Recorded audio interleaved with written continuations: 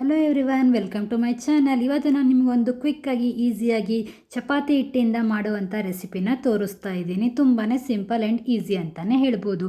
ಫಸ್ಟಿಗೆ ಚಪಾತಿ ಹಿಟ್ಟನ್ನ ಚಿಕ್ಕದಾಗಿ ಬಾಲ್ ಮಾಡಿಕೊಂಡು ಪುಟಾಣಿ ಥರ ಪೂರಿ ಥರ ಇದನ್ನು ನಾನು ಲಟ್ಟಿಸ್ಕೊಳ್ತಾ ಇದ್ದೀನಿ. ನಾರ್ಮಲ್ ಚಪಾತಿ ತಿಂದು ಬೇಜಾರಾಗಿದ್ದಾಗ ಈ ಥರ ನೀವು ಟ್ರೈ ಮಾಡಿ, ನಿಮ್ಮ ಮಕ್ಕಳು ಖಂಡಿತವಾಗ್ಲೂ ಇಷ್ಟಪಟ್ಟು ತಿಂತಾರೆ. ಇದನ್ನು ಚಿಕ್ಕದಾಗಿ ನಾವು ಪೂರಿ ಥರ ಲಟ್ಟಿಸ್ಕೊಂಡ್ಬಿಟ್ಟು ಇದಕ್ಕೆ ನಾನು ಮೇಲೆ ಏನು ಮಾಡ್ತಿದ್ದೀನಿ, ಸಕ್ಕರೆನ ಹಾಕ್ಕೊಳ್ತಾ ಇದ್ದೀನಿ. ಒಂದು ಸಣ್ಣ ಪೂರಿಗೆ ಮಾತ್ರ ಕ್ಲೀನಾಗಿ ಸಕ್ಕರೆನ ಉದುರಿಸ್ಕೊಂಡ್ಬಿಡಿ.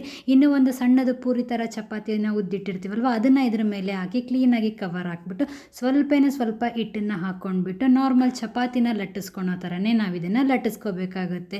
ಇದು ಸಕ್ಕರೆನ ಹಾಕೋದ್ರಿಂದ ಮಕ್ಕಳಿಗೆ ತುಂಬಾ ಇಷ್ಟ ಆಗುತ್ತೆ. ನಾರ್ಮಲ್ ಚಪಾತಿ ಪಲ್ಯ ತಿಂದು ಮಕ್ಕಳಿಗೆ ಬೇಜಾರಾಗಿರುತ್ತೆ. ಆ ಟೈಮಲ್ಲಿ ಇದನ್ನು ಮಾಡಿ. ಆ್ಯಂಡ್ ಈವನ್ ಇದನ್ನು ಲಂಚ್ ಬಾಕ್ಸ್ಗೂ ಕೂಡ ಕಟ್ಬೋದು. ತುಂಬಾ ಈಸಿಯಾಗಿರುತ್ತೆ, ಟೇಸ್ಟಿಯಾಗಿ ಕೂಡ ಇರುತ್ತೆ. ಇಷ್ಟು ದಪ್ಪಾಗಿ ಇದನ್ನು ನಾವು ಲಟ್ಟಿಸ್ಕೊಂಡ್ಬಿಟ್ಟು ನಾರ್ಮಲ್ ಚಪಾತಿ ಥರನೇ ನಾನಿಲ್ಲಿ ಬೇಯಿಸ್ಕೊಳ್ತಾ ಇದ್ದೀನಿ.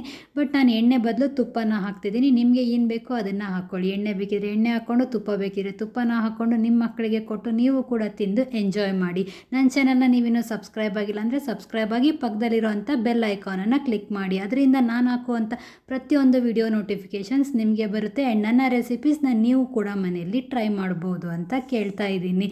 Thanks for watching.